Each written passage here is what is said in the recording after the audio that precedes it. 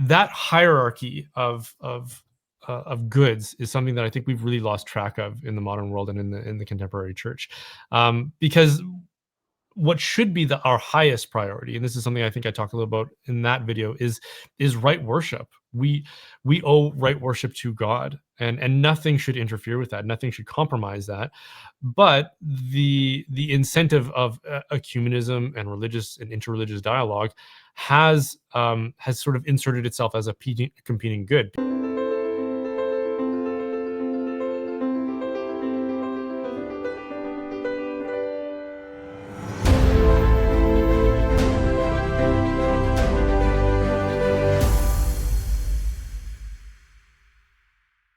Hello and welcome to Catholic Unscripted. I'm Catherine Bennett. And I'm Mark Lambert. And joining us again is Brian Holdsworth. You're very welcome. I'm happy to be here. Thanks for having me. Oh, it's great that you made the time to join us. How are things over there in Mountain Standard Time, if I remember? Yes, it's good. We're transitioning into winter time here, although it hasn't quite set in. When I was growing up, if we didn't have snow by the first week of November, that was a strange occurrence. And over the past half decade, at least, it seems to keep extending our fall into November before we get snow. So we've got a little bit on the ground, but it's a nice warm day today. So we'll take what we can get. For a long time, I wanted to move to Canada for that very reason, because I wanted to live where it was snowy. And then, of course, we found out more about Trudeau, and COVID came along, and I was no longer enamored with the snow. I'll leave the snow if it means leaving Trudeau and the tyranny that we saw over there. Not that we're much better here. Let's be honest. He's out now, and you've got the. He's out now. Yeah, now you've got the. we've got your favorite Mark Carney in office. Yeah. Yeah. Let's not start a battle about who lives in the worst society. Yes. Fair enough. Yeah, no one's going to win that one. No. Anyway. Trump might. Trump might after this week. Did you hear about that, Brian? The BBC doctored us. So I did hear about that. Yes. Yeah, one of the main news programs doctored one of Trump's speeches to showing inciting violence, and they got found out. So the Director General's resigned, and which is a bit disappointing, because I suppose the people who actually doctored the video now are going to get away with it, aren't they? Because I suppose it depends on who did it. Is that big news? It was the BBC, right, that had done that? Yeah. And are people paying attention to that? Because I saw a headline about it on social media, but I don't know, how well that gets synthesized into the general population, if people actually know about that, and if it will change minds about January 6th, or are people just going to continue on with their prejudices about that? Yeah, the BBC is a funny one. For my sort of parents' generation, it was the absolute standard trusted news source. And I think to some extent it probably was more then. Nobody really thinks so now. And it's although it's still popular, it tends to be with that older generation. And a lot of younger people don't get their news from the BBC. And so those people who aren't watching it probably had their doubts anyway. So I don't know how much it will, I don't know the impact it will have. There is a broad narrative, though, that Trump is a complete moron. That is the broad narrative in English media. So I don't think it will interrupt that, but I think it has given quite a few people, cause for a pause, if you like. Well, I hope so. Yeah. I saw something come up from, I think it was the Wall Street Journal, about a new report. I don't know if they surveyed or what it was, but it was a report about reporters in general, or journalists in general, who can't distinguish between activist journalism and just unbiased, impartial reporting, which isn't a big surprise for any of us that don't sympathize with everything that comes out of sort of the journalistic narrative. We've seen that, and we feel the effects of it. But I hope that people who are really bought into it will start to kind of take it with more of a grain of salt, knowing that that's the direction that things are headed. Yeah, it's certainly useful to see it coming out in this way. But it is agenda riven with agenda. There's no doubt about it. BBC? Well, yeah, I like sort of the press in general, isn't it? Like from both sides, really. But my second son went to Goldsmiths, which at one point, which is the feeder university for the BBC in London, and the syllabus was absolutely unbelievable. It was antithetical to human flourishing, let's say. I won't go into too many details, but quite extraordinary, the sort of thing. To give you an example, he was history of art, and one of the first lectures he went into was juxtaposing a picture of Jesus on the cross on one side and like homosexual sadomasochism on the other side, and they had to critique and draw parallels between the two things. And like that's like an introduction to your art history degree at Goldsmiths. Absolutely.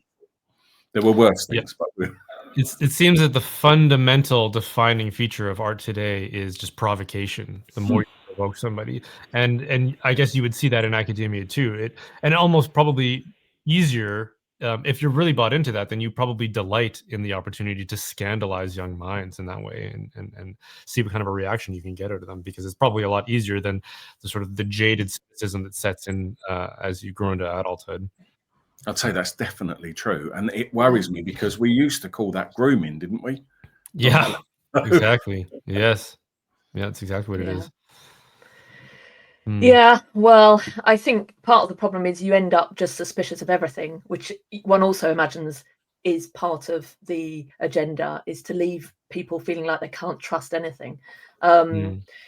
We've talked a lot about the document coming out of the DDF, Mater Populi Fidelis, the title Co-Redemptrix and Mediatrix of All Graces. And we know that you haven't made commentary yet, and we were just talking before we started recording about why that was, and that links a little bit with what we're saying here about journalism and the news and the noise everywhere and the difference of opinion. So tell us about your holding off on that for now.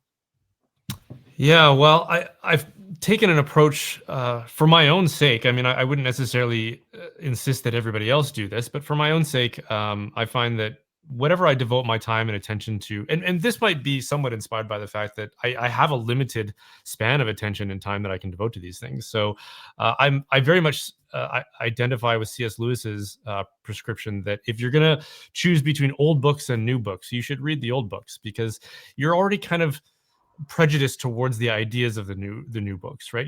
That's the marinade that you're just saturated in as it is. And so if you're going to try to expand your thought and your mind, you might as well read the old books. And I haven't read all the doctors and the great works and the great theological works of the church, and so I'm more inclined to pick up Saint Augustine or Saint Thomas or Saint Alphonsus if I want to try and expand what my understanding of the faith is, rather than a lot of the modern stuff. I mean, I've read Vatican II. I've never systematically read through the Catechism, but I've read enough of it that I understand the sort of the theological approach that is consistent with where the church is at these days. And in our very, very contemporary context, I find that a lot of what comes out of the DDF these days, I don't find groundbreaking for me. I don't find I'm really learning a lot. And so for my own, sanity, especially because it immediately turned into a controversy from what I saw on social media. And so the temptation for somebody who has a presence on social media is to insert themselves into the controversy, take a bold position, and what's your hot take? And I would rather avoid the temptations that come along with that for my own sake. But I wouldn't necessarily discourage people from reading it. I don't know if it's a good document or not, but for my own sake, I've kind of recused myself from that particular one because it just doesn't seem like essential reading to me. How do you decide what you record on then, Brian? How do I decide? Yeah, how do you decide? If I were to flatter myself, I would say it's very much a work of the Holy Spirit, in which whatever I happen to be studying, whatever I happen to be contemplating, whatever epiphanies occur to me, I tend to write them down, record them some way. Either if I have my computer close by, I'll usually, if something occurs to me, I'll quickly jot down an outline or maybe even an entire script. Often when they occur to me, it's when I'm out for a run. So if I'm out just jogging, I'll be sometimes listening to an audiobook or a podcast or something like that, and then an idea will occur to me. I'll stop listening to what I'm listening and I'll pull up my phone and I'll start dictating while I'm running. So a lot of, if I die and somebody ever gets a hold of my phone, they'll come across just, a smattering of recordings of me huffing and puffing, trying to catch my breath while I'm trying to expound something that I think is profound. And so, yeah, there's not a lot of rhyme or reason to it. I wish there was more. I wish I had more composure and clarity of mind to be able to plan them a bit better.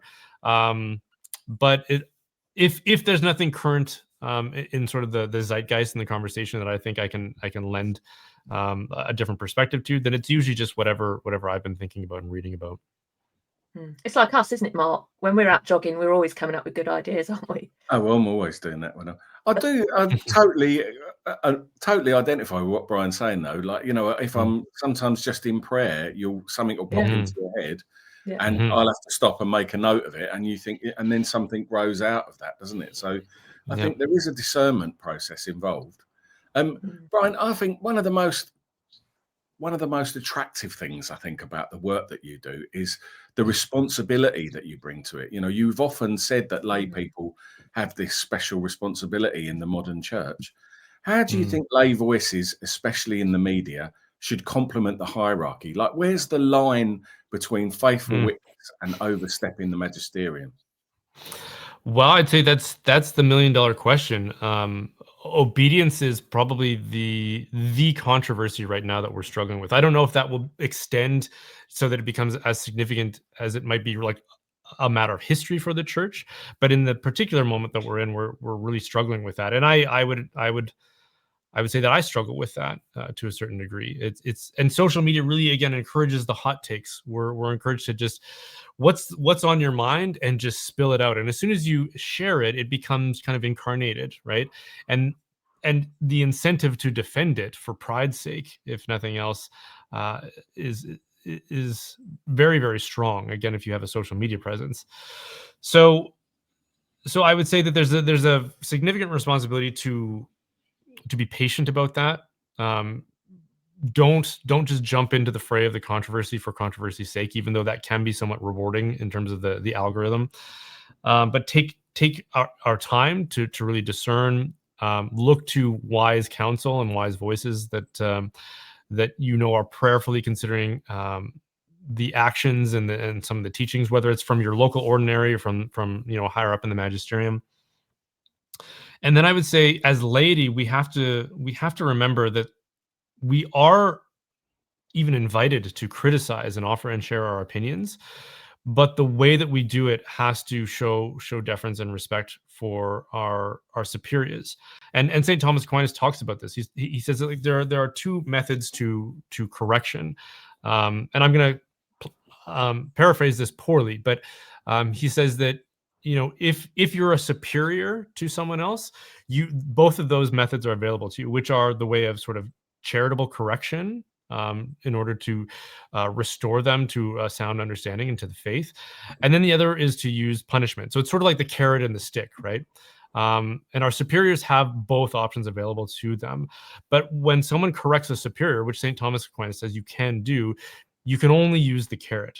You can't use the stick because you just don't have that authority, and you do have to exercise obedience. And obedience is a difficult virtue. It's one of the most important virtues, depending on who you ask. But it's also one of the most difficult to achieve because it means surrendering that which is almost most important to you, which is your will.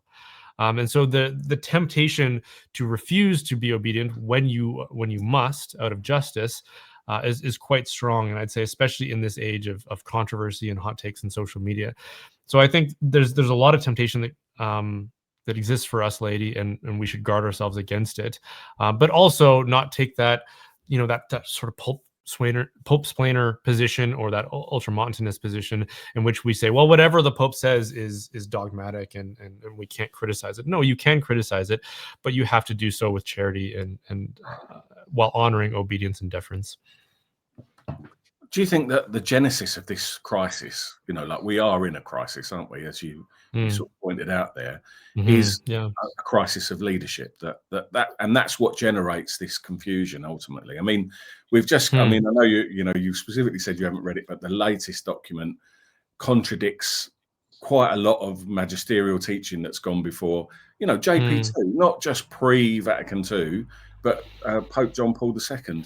Saint Pope John Paul II was a great advocate for Mary as co-redemptrix. And it kind of spends a lot of time using Pope Benedict XVI, when he was the head of the CDF, as it was then, as justification for the position that they've taken. But if you look at what then Cardinal Ratzinger said, it was the case that he was saying that this doctrine wasn't developed, you know, that it was an immature doctrine, that, and the magisterium, you know, it takes centuries sometimes to think over these things, like the Immaculate Conception, I think, is a perfect example of it. The Marian dogmas, that's sort of the way that they historically develop in the church. So now we've got a position where we've got all these popes and saints against Cardinal Tucho Fernandez, who hasn't got the best reputation in the world.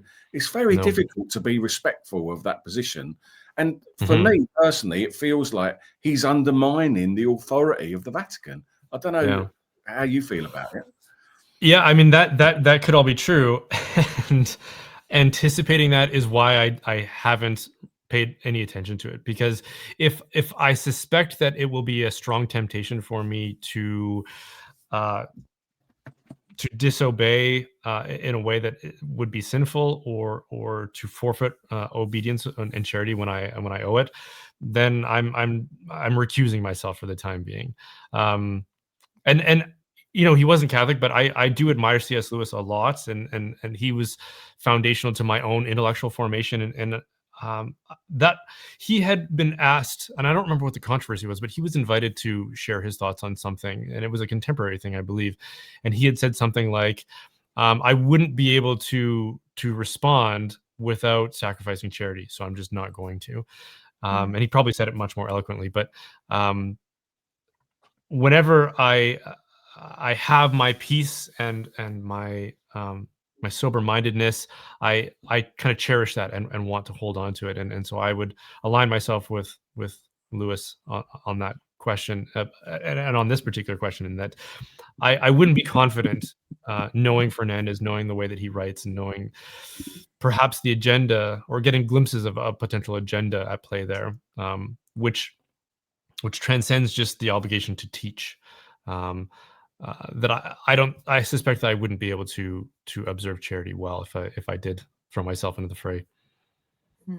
I think that we were talking as well before, and I definitely have this sense increasingly, and I've stepped back somewhat from my online presence, although I do this and I very much enjoy these conversations.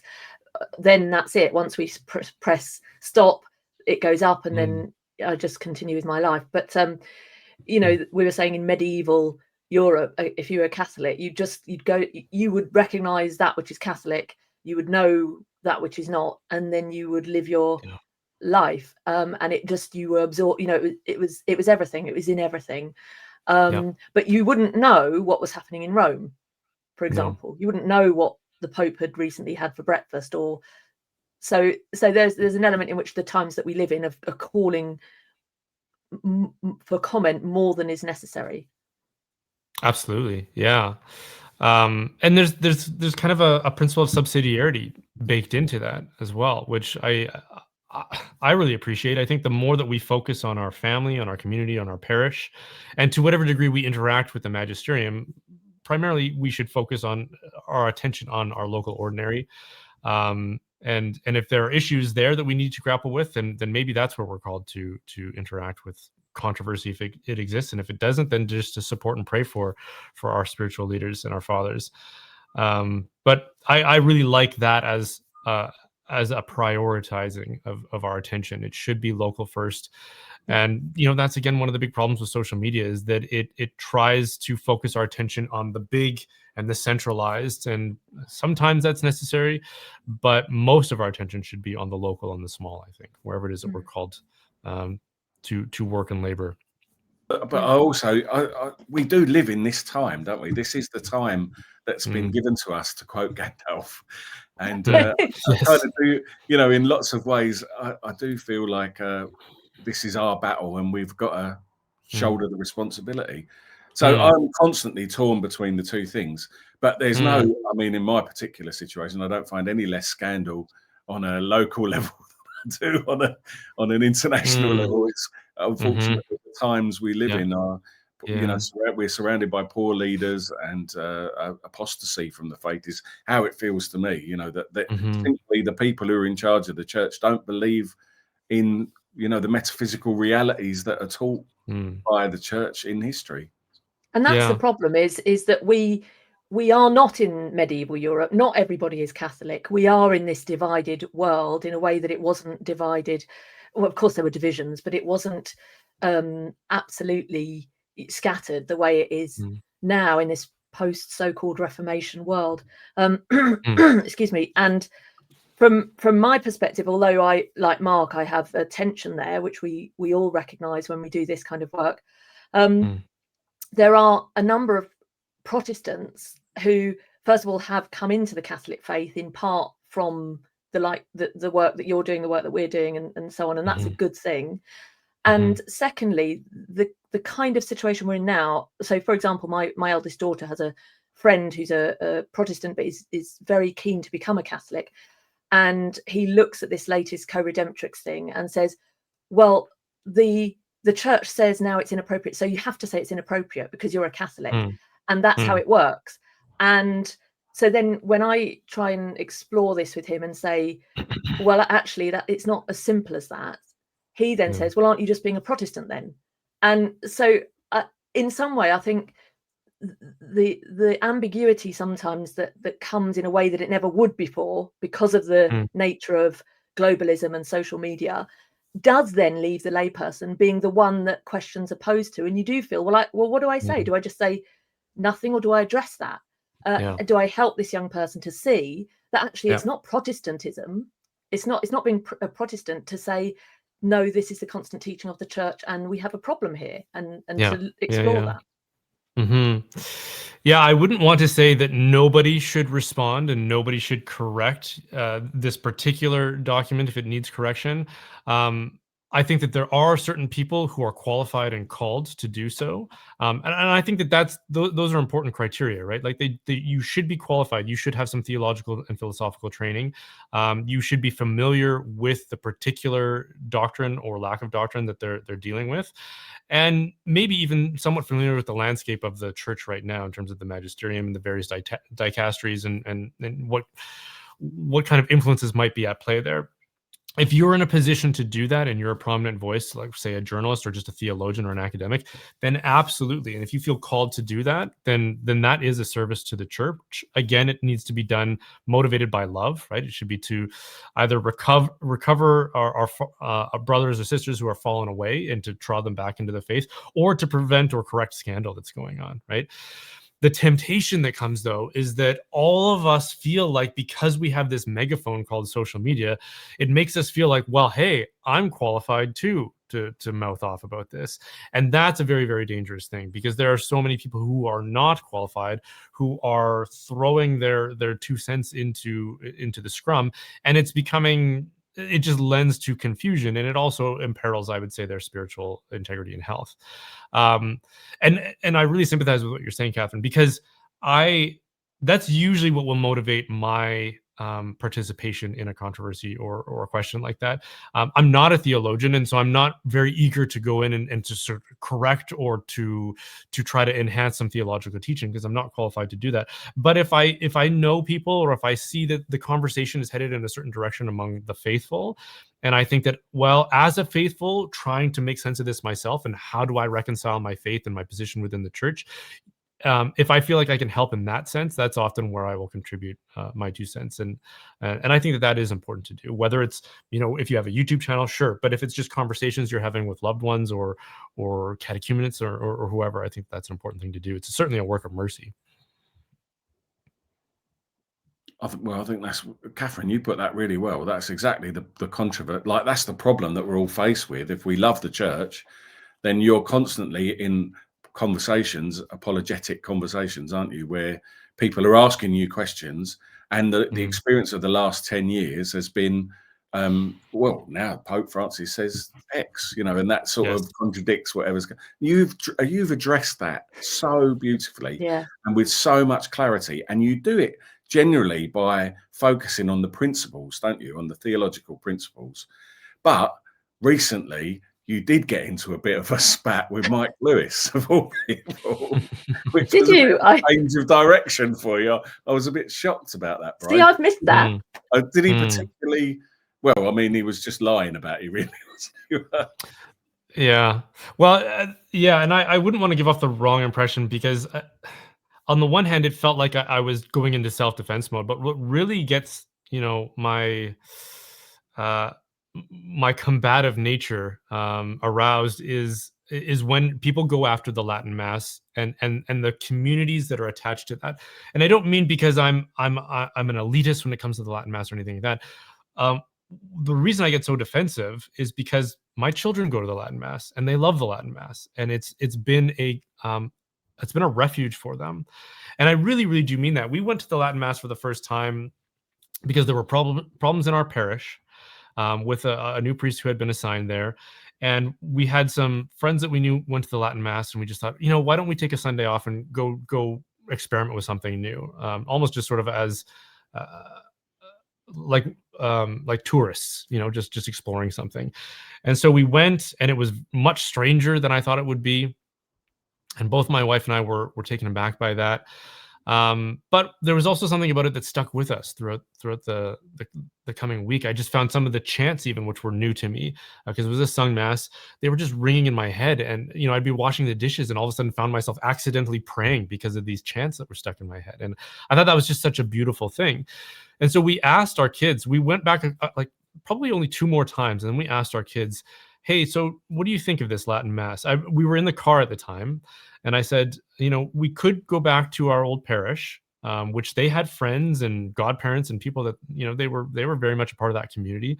But we could keep going to this new Latin Mass that we've been going to. And so we put the question to them, and I was a bit reluctant to do that because, I should be the one making the decision as the father and the head of the family, and I didn't know what their reaction was going to be. And they literally, because I remember this vividly, I was looking in my rearview mirror, and we have this big passenger van, and so there's just kids in the back, right? And all I saw were these huge fists fly up into the air. Latin Mass, we want to go to the Latin Mass. And I was just like, oh, okay, well, that was a curiosity meal. What about it was so so compelling for them that they had already developed this attachment to it? And I still don't really actually know the answer to that question, but I do know that they're attached to it. I do know that we have this beautiful, thriving community that any honest bishop who is a man of faith, if he were to come into that community, he couldn't do anything but rejoice, because it is such a beautiful expression of the faith and what it means to be a community that loves and labors and worships the Lord soundly.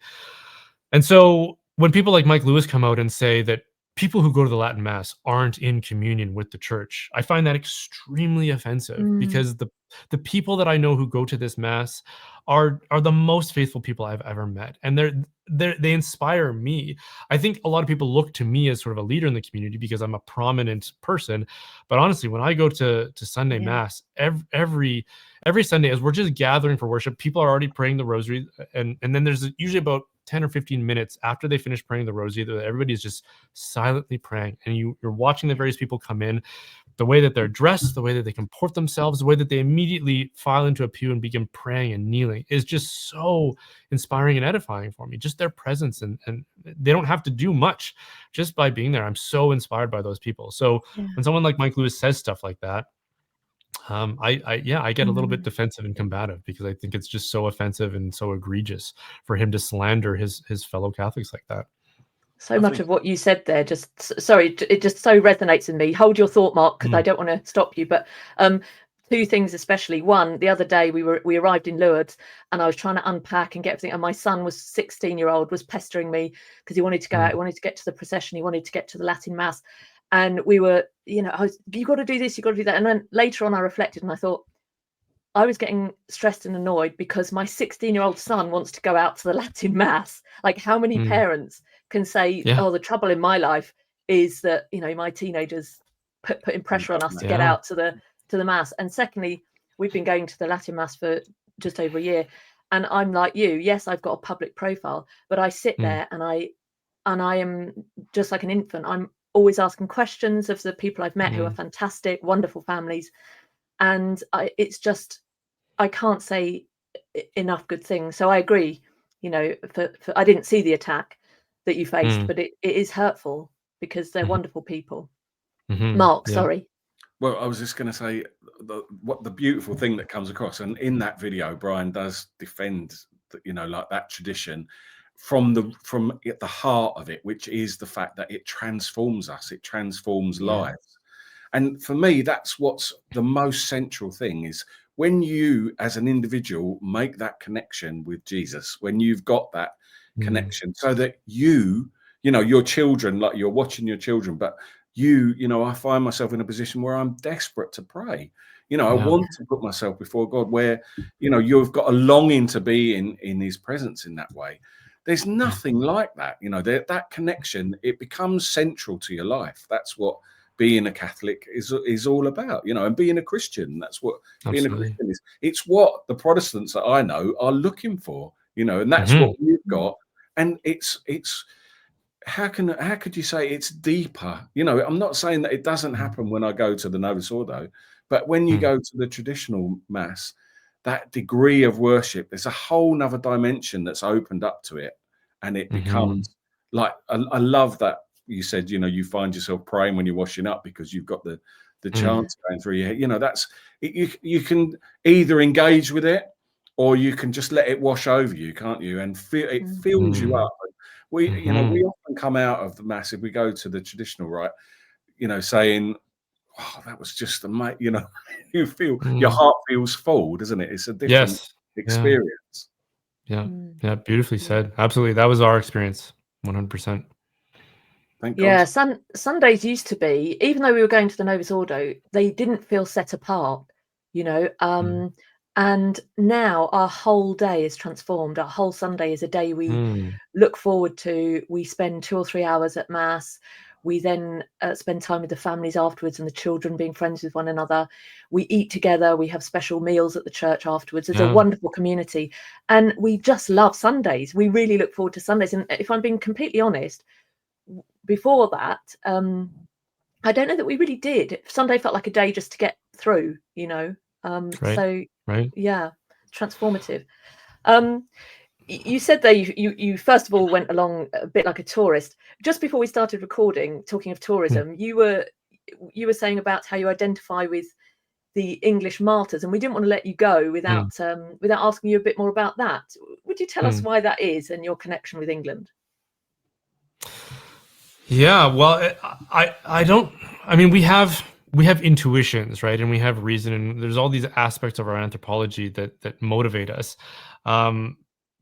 Some are easy to understand and some aren't. And I would say that I've always felt a strong connection to whatever I perceived to be Britishness, right? And so my heritage is almost, from what I understand, evenly split between English, Scottish, and Irish. And so, even as a young kid, I would see movies set in any of those locales, and I would really find myself drawn to them and inspired by them and want to know more about it. And then when my wife and I went on our honeymoon, we did sort of a Western European tour, and the first place we landed was in London, and it was in May. It was a little bit colder. It was rainy. I think it was only about plus 10 degrees, and I immediately wanted to go out and look around, and so we did. And my wife just felt like sticky and wet and cold, and she was not in her environment where she felt a belonging to.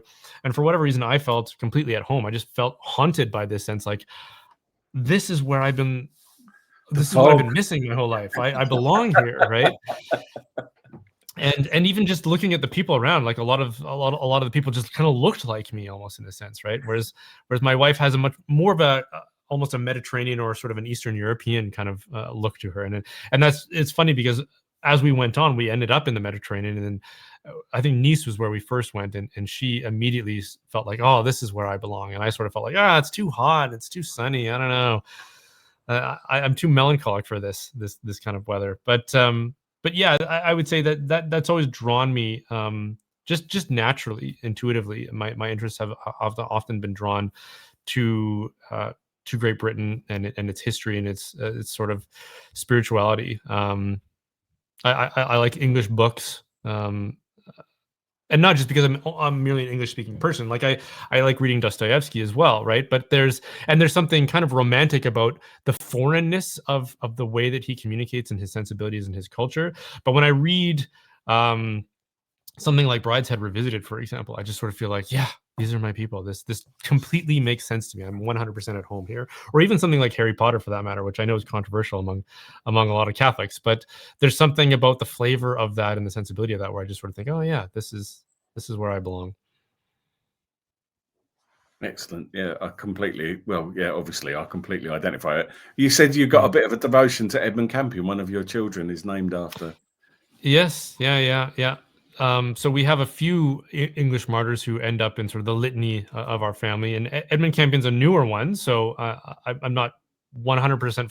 I couldn't recite his biography or anything like that, but he's also the namesake of so our homeschooling families, our community, eventually started a co-op, which then turned in, as the kids got older, into an actual academy, and it's named for Edmund Campion as well. It's called Campion Classical Academy, and so yes, he appears on our radar in our devotions and in our supplications or our petitions or our requests for petitions on a daily basis. I can't help but feel that that this is at the forefront of what's going on in the church at the moment, and especially with Cardinal St. John Henry Newman being doctor of the church and stuff like that. There was a great intellectual movement towards Catholicism, obviously, during that period of time. But, we seem to be standing in this place now where, we've had it with the newly appointed Archbishop of Canterbury, who's this woman, Sarah Mullally. Yes. No real theological training, sort of part-time. Right. Did a bit of part-time theology sort of thing in the evening classes or whatever, and now she's in charge of the, so-called Church of England, and like we've got our prelates welcoming these people who are undermining doctrine in the most radical way. And from an English perspective, we're looking at these people being welcomed in Rome and saying, what are you doing? What are you doing? The Martyrs just round the corner, from the Vatican, in the Venerable English College, the oldest English presence outside of England in the world, would be absolutely devastated if they saw what's going on there, and I feel a real devotion to those saints who gave their lives, really in defense of the faith against this tyranny of Protestantism. And I think that, we need to see people like that rise up again to defend the faith against this. What is it? It's like a blandness, Brian, isn't it? It's like it doesn't matter.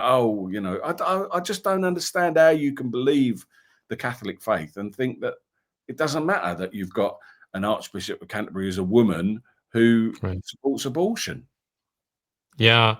I haven't been following the reaction by the prelates in Great Britain closely to that. I would have expected there to be some apprehension to congratulate or to be seen as endorsing somehow or celebrating the appointment. But over the moon, they're over the moon. Yeah, that's discouraging to hear. I talked a little bit about this in a recent video. I can't remember what the name of it was, but What Way Church, I think it was. Sorry? What Way Catholic Church or something like that. Oh, okay, yes, yeah, that might have been the title. The concern for me is that in the contemporary context we're living in as a church is that it's very difficult to know what the right direction is, even in our own personal lives. Often we tend to think in terms of ethics that the way to make sound ethical choices is to choose the good over the evil, right? Like it's either a black and white choice. But often what we are tasked with is the responsibility to choose between two competing goods, right? So, for example, I alluded to the fact that I like to go running from time to time. And fitness and exercise is important to both me and my wife, but that has to be weighed against the needs of our family. We have 8 children, and I could spend an hour a day running 10 kilometers, but instead, that's a lot of time taken away from my family. And so I have to weigh that against their needs, and I owe them my time and my attention as a matter of justice as their father. And so I will try to limit that and weigh those goods in the balance. The good thing is that the church is often facing, or that might have competing interests. Ecumenism and dialogue and friendship is something that has been identified as a good, right? And so we could look at that and say, well, it's very important that when something like this occurs, like the appointment of a new bishop in the Church of England, well, on the one hand, we could try to correct that or use that as a teaching opportunity, but on the other hand, we also don't want to create enemies where we might have friends, and so how do we weigh those things? And that hierarchy of goods is something that I think we've really lost track of in the modern world and in the contemporary church, because what should be our highest priority, and this is something I think I talked a little about in that video, is right worship. We owe right worship to God, and nothing should interfere with that. Nothing should compromise that. But the incentive of ecumenism and religious and interreligious dialogue has sort of inserted itself as a competing good, because obviously other Christians and people of other faiths worship in different ways. And so if we want to try to create a compatibility between ourselves and these other sects, that might be identified as one of the ways that we can do that. And especially if we have some sort of a shared worship in sort of communal prayer services or ecumenical prayer services and this kind of thing. And this is debatable, but there are credible claims that ecumenical impulse is what motivated a lot of the reforms of the liturgy, which means that we were compromising a good that is, without a doubt, a higher good, again, the worship of God, than ecumenism is. Ecumenism, sure, if that's a good, but it's definitely a lower good than right worship of God. Unfortunately, a lot of our prelates and a lot of our leaders in the church treat that as the highest good, and so yeah, we end up with these kinds of decisions and these kinds of impulses and governing decisions and prudential judgments that are inspired by this idea that, well, whatever competing goods might be in place here, ecumenism is the highest, and therefore we have to celebrate whatever it is that the Church of England does, or that our Protestant church or our what's the language they use? Our separated brothers and sisters will do, and often that looks like just sort of blanket endorsement, which is scandalous to the faithful looking on, who think, oh well, if they can celebrate a female bishop and she has all the titles and all the vestments of a bishop, then there's nothing wrong with or female clergy, which is of course not true, and pretty scandalous for us to risk portraying as a good thing. I think Ed Tomlinson made a good point about the Bishop Mark. I don't know if you saw that. He said her femaleness is almost the least interesting thing about her, because the clergy in the Church of England have no authority anyway. So it doesn't matter if you're a man or a woman, you have no authority. And it said really the fact that she's pro-choice or anti-life or supports abortion, whatever it is horrifying, should horrify us. Of course it is problematic that she's a woman, of course it is, but as he said, that almost suggests that there's this furore over her being a woman. Well, it's no more of an offence against God as the someone propped up by Parliament saying they're head of the church. So anyway, just an interesting observation. And those positions, like the abortion position, is downstream really of the theological positions, the principles that she's are compromised in her. Particularly, I was thinking of when, like, our Cardinal Archbishop Vincent Nichols, welcomed this new lady as the Archbishop of Canterbury, and said that he looked forward to working with her and she'd be really good and all that. I was thinking of St. Margaret Clitheroe. I don't know if you know her story, talking of English saints who, so in 1586, she basically was led to execution. And the way they killed her, they stripped her naked and they put her on a rock in the middle of her back, and then they put a door on her and loaded it with weights until she was crushed. I mean, it's what a horrible way to go.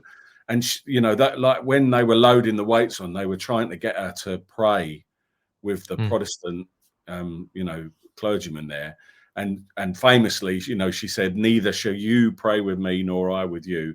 On no account shall you answer amen to my prayers, and neither shall I answer amen to your prayers." And I just can't help, I just find it so difficult to reconcile that heroic faith that these people had with the position of you know, does it matter or doesn't it matter? And what are we telling our children? Are we telling them that it matters what they believe, or that it doesn't matter? And that someone who believes in abortion and, you know, believes that there's no evil being done there, and all these other positions. I mean, Mullally famously led the initiative within the Church of England, which they call Prayers of Love and Faith, which is basically gay blessing. You know, so like she's at the spear point of all of those progressive ideals. And you have to wonder if we're endorsing these people. And I know it's polite to do so, but in some way, are we endorsing the projects that they're engaged with as well, Brian? You know, we've got to push back. Yeah, absolutely. I mean, that is implicit. I mean, if you won't correct somebody for egregious error or behavior, then you are somewhat complicit in it, depending on your proximity to it. If our prelates are going to stand up and congratulate someone who calls themselves a bishop, who wears bishop's vestments, and in this age of ecumenism in which we consider fallen away denominations to be somehow attached to the mystical body and the true church, well, then we're kind of saying, well, yes, she's a Christian, as Vatican II tells us, and sort of in good standing in a certain respect, and positioning herself as if she's a bishop, and we're not correcting that, and therefore, well, what are we to take away from that? It's unfortunate, because we've come to believe that, again, in that hierarchy of goods, that being affable or just sort of being kind and friendly is the most important thing, and that's synonymous with charity. But charity, like a true charity, the true love of God, especially, is one that is willing to discipline, one that is willing to punish and to correct. And correcting the sinner and instructing the ignorant, these are works of mercy. These are works of charity, right?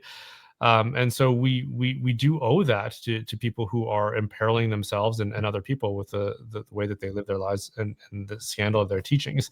I just came across something from St. Augustine that I was reading recently, where he says as much, talking about heretics, that we do not pray with heretics. We don't commune with heretics. And I think that we could really benefit, you know, for people who think that charity means being nice to people and being friendly to people.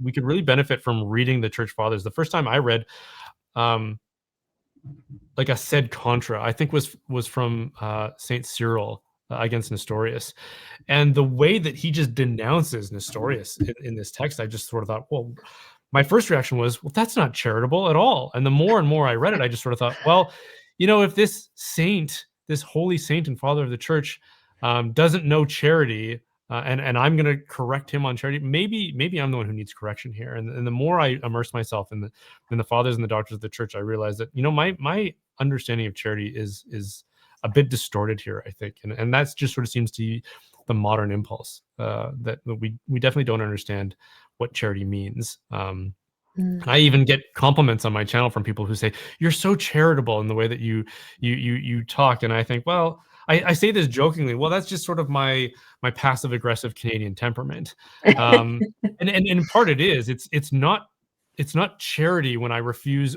a fight. Sometimes, you know, engaging in the conflict is the charitable thing to do, right? Especially if it's on behalf of the voiceless or the defenseless. So we need a more robust, a more virile understanding of charity, I think. Definitely. Well That's said. so good. That is so good. And we won't keep you much longer, Brian. That to think on that, you know, that it's not really always about a choice between good and bad, and that's that moral equivalence that we've seen come up from time and again, haven't we, in the seamless garment coming out of Chicago with Bernardine, which is the equating of things that actually, look, yeah, we're worried about abortion, but we're also worried about the environment, and we're also worried about immigration, and we're also worried about ecumenism, and we're also worried about politeness. And suddenly it's hard to tell, well, I don't know what the priority is here. And so we do have to go back to saying, no, there has to, we've flattened everything. There is a hierarchy, and as you say, we owe right worship to God. We spent quite a lot of the last half hour talking about Protestantism, and I won't ask you about it because I think it was a little time ago, and it will put you on the spot to remember everything you've said in every video. But I will post it below, so do click on the link below. You recently issued a video, Protestantism Needs Catholicism to Exist, and I think that's a really good watch. Like most of your videos, they're not terribly long, but you just cover so much ground and in such a succinct way. And some of the people I spoke about earlier in my own life who are on the fringes of Catholicism, I often send them your videos and say, this is really good. Always with an intellectual route. That's what I love, the way that you come, always with that classical approach. It's really brilliant. Thank you, Brian.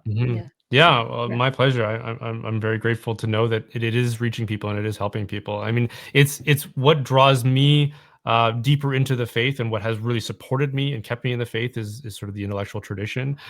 Immediately after converting, I had people come and challenge me from my peer group and from my family as well, who are more philosophically fluent than me, and would start offering these challenges about whether it was the existence of God or against the claims of Christianity. And I find myself ill prepared for that. And so that's when I turned to C.S. Lewis. Actually, I had heard of this guy, C.S. Lewis, and he seems to be sort of like a smart Christian. And so maybe I'll read what he has to say.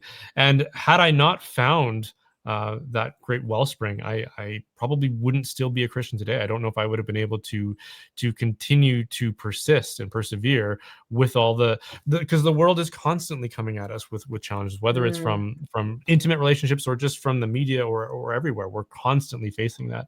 And so unfortunately, in a time in which our education system does not prepare us for philosophical thinking, we have to all somewhat become little philosophers of our own and be able to navigate a lot of these concepts. So that's what has inspired me, and that's why I try to offer that back into whatever degree I can. So important. Well, thank you. So important. Thank you very much for it, and thank you for joining us again today. It's always wonderful to chat with you, and I'm sure Mark will agree. The minutes go by and you think, oh goodness, we're up on an hour, and I feel like boiling the kettle, having a cup of tea and carrying on a bit longer, but instead we'll invite you back, Brian. I hope you'll join us. Sure. Well, I feel the same way. Like I say, I very much feel at home with English sensibilities. So it's always a pleasure for me too. Wonderful. Good. Well, we'll get back to the dark night and the fog here, and sorry you can't be with us, but all the best. God bless, and we'll talk to you soon. To everyone watching, do visit Brian's own channel.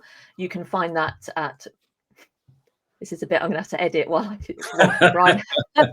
You can find that at Brian Holdsworth YouTube, is it called?